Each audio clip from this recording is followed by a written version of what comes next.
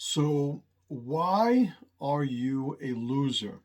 So, a little bit of a provocative title for the video, and hopefully, you guys aren't so sensitive that you started taking it personally. But I want to explain what I mean by that, and I think after you watch the video, it'll make a lot more sense to you. So, I have 4 points that I want to discuss, and these 4 points make up why I would consider somebody to be a loser. The first thing before we get into those 4 points, on the sort of semantic, obstacle and hiccup people sometimes have with these words. If you're trying to accomplish something and you do not accomplish that thing, you have lost in the pursuit of that thing. If you are somebody who loses, you in that context are considered to be a loser. The unwillingness of people to accept that term, first and foremost, really explains a lot of why these other issues wind up developing and compounding their ability to get in their own way. Right. So, with that being said, let's get into point number one. Point number one: why you're a loser? Your standards are pathetic. Your standards are pathetic. If we were to describe what it is that makes you feel complete, makes you feel satisfied, fulfilled. I have done my job. At what point in any given endeavor are you then satisfied? Where does the effort stop? These are what we talk about when we talk about your standards. If your standards, meaning the point at which your efforts, if your efforts were a vehicle, the point at which, you reach a speed where you take your foot off the gas, where that is a huge determinant of what is your default level of accomplishment or expectation in anything you try and do. If you are somebody who does the minimum required to be functional, then your life will reflect that. The people who surround yourself will reflect that. You'll be somebody who ultimately is not going to break those ceilings in personal development and have a life that shows that displays that process. So why you're a loser, point number one, your standards are pathetic. What's my advice? Obviously, raise your standards. Well, what does that mean? It means take a hard look, take an inventory, assess why is it that you are comfortable and satisfied where you are? Is that what you want to be? One of the things that I've used before with my coaching students is I want you to imagine for a second your name, right? Your name. My name's Justin Garcia. So if somebody using your name as a descriptor of the value of a thing, or even as a verb, right? So my nickname is MC, right? Short for Master Chim. If somebody says, I'm going to do this at an MC level, well, only I could decide what that means to an individual. If somebody says, oh, I'm going to MC this job, well, are they doing it at a high level, at a low level, in an impressive way, in a bare minimum way? Only we get to decide what the value of our reputation amongst the people around us actually is. And a lot of times our standards is a chief driver of what conclusions other people come to about us, right? So why you're a loser, number one, your standards are pathetic. Number two, and this is a significant one, this is one that I've railed on about for years now. You don't know how to be called on your own bullshit. You don't know how to be called on your own bullshit. If you are somebody who is doing something at a low standard, at a low level, at a subpar pace or rate, if you do not find a way to accept feedback from those people around you that may have a better perspective than you do, then you are reducing, severely limiting the amount of insight you're ever going to have on the trajectory of your efforts.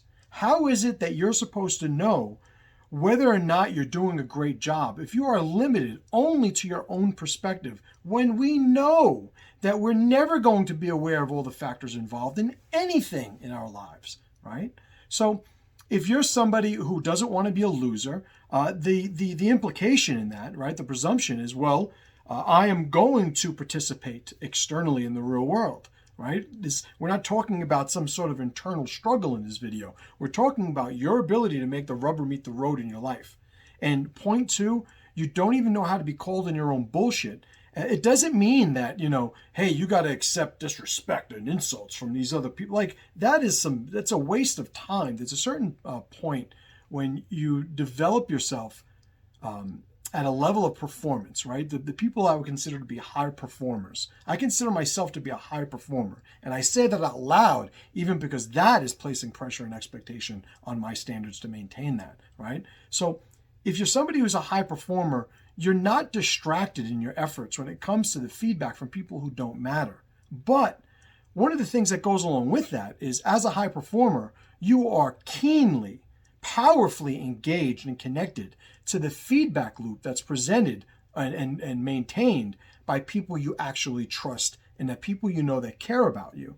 So if you're somebody who is fucking up and you don't even know how to have somebody you care about and trust tell you you're fucking up, when you know you're fucking up, oh man, are you fucking up, right? So point two about why you're a loser, you don't even know how to be called in your own bullshit. My advice on that, obviously, is add a little context to the feedback you're getting from the people around you. If it's somebody you trust, somebody you respect, somebody that you care about, somebody that cares about you, if they're telling you that you're messing up, you should be listening. It doesn't mean you have to follow orders. It doesn't mean you treat it as gospel, whatever anybody says. The people that check those boxes of closeness to you, like, it doesn't mean that everything they say is a command that you have to follow. But to dismiss it without any process of assessing the value of it, you are shooting yourself in the foot, my friend. And now, what about the feedback from people who don't care about you, people who actually want to see you fall, the people who are dealing with their own insecurities? Well, part of it is, why are you even considering what they're saying as being valuable? Why do they have access to your emotional state, or even worse, the actual trajectory of your efforts, if they're not connected to a process that has already been vetted as having your best interest at heart, right? Let the haters hate, right? That's why they call them haters. Understand that everybody that disconnected to you, that has something critical to say to you, is working on their own shit. When they're saying that to you, it is a cathartic ritual that they have developed in lieu of actually dealing with the shit that is making them stressed out by other people succeeding in the first place, right? So let's move on. Point number three, why you're a loser. You have no drive and therefore no rituals that are designed to enable consistent improvement, consistent personal improvement. You have no drive and therefore no rituals. If you don't have the ability to wake up and have gratitude for the opportunities that are in front of you, then how is it that you are ever going to value anything that's presented to you that most people throughout history have used as motivators? If you are born in a first world country, with all your first world problems, like, every single day you wake up, it is a gift. And I know it sounds cliche, it sounds cringy and corny to say things like that, but if you actually look at the math of the statement, every day you wake up in this country, I'm in America right now, or a first world country, it is an opportunity, and you have to have gratitude for that opportunity. It is because the gratitude is what keeps you connected to the thing that is going to last and exist far beyond those little wins that you get here and there, those little momentary wins, where you feel good, where, you won the game, or you got the thing, or you made the level, or whatever it is. Those little points where you come over the finish line, a winner, are moments. But every other time of your life is the time in between those moments. Gratitude is what treats those moments as wins as well.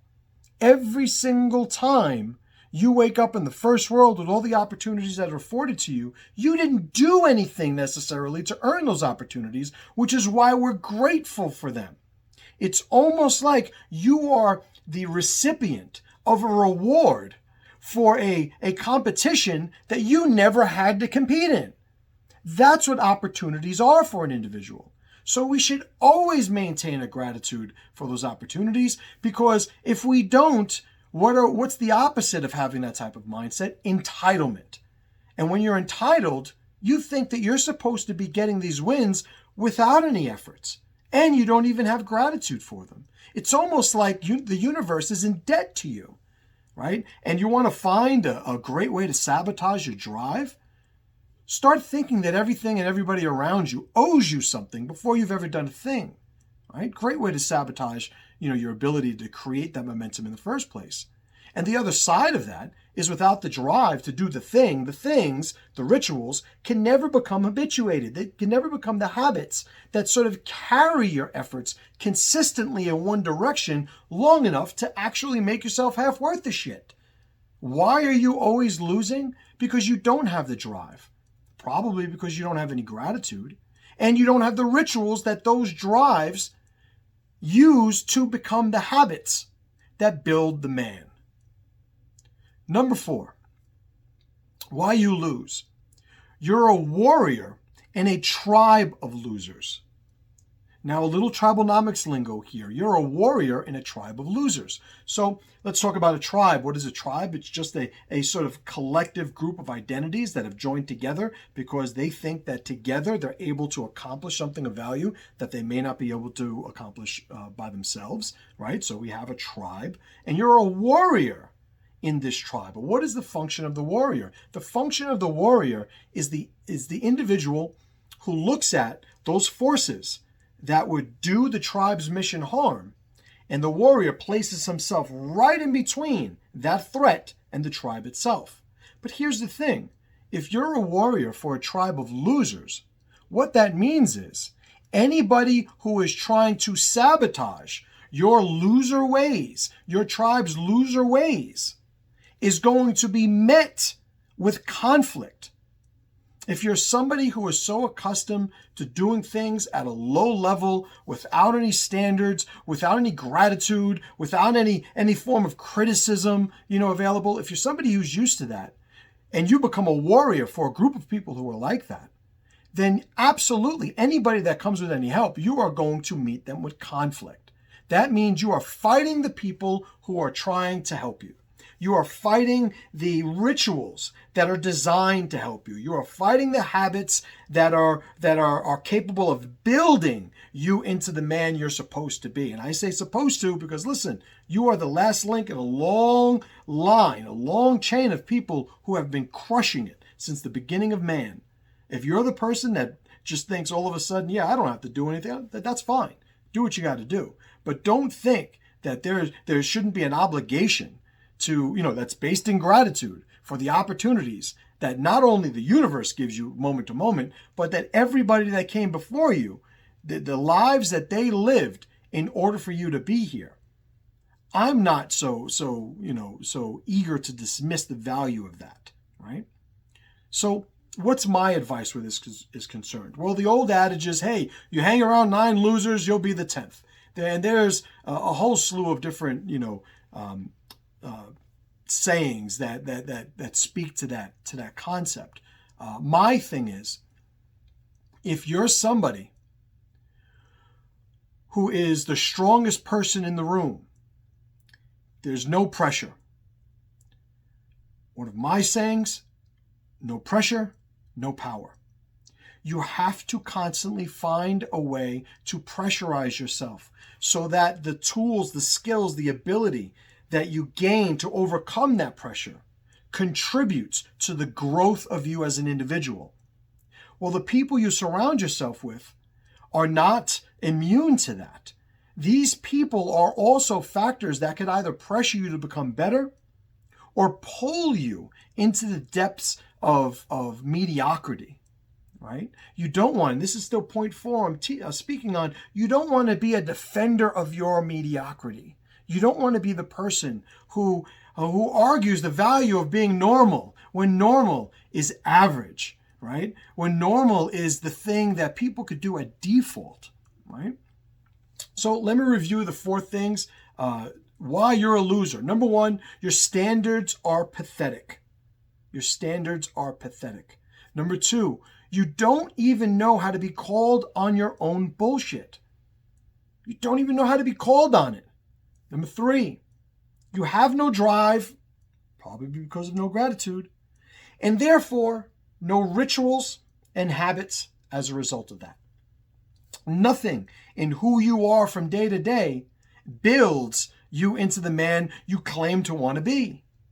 And finally, number 4, you are a warrior in a tribe of losers. You hang around people who are losers, but you hang around with them in a way where you actually feel this tribal connection to them. The alliance and the role that you play is so strong that you will meet any force that comes to help you or them with conflict because you see it as an attack on who you are. Just understand it. In conclusion, having described these 4 factors, most people in my experience know why they're not getting ahead. They know what their bullshit is. They know what their inconsistencies are. I hear it, day in and day out. One of the things that people who are overly offended, overly sensitive, to me, like a lot of these people, they just ain't got nothing going on. Your haters, they just ain't got enough going on.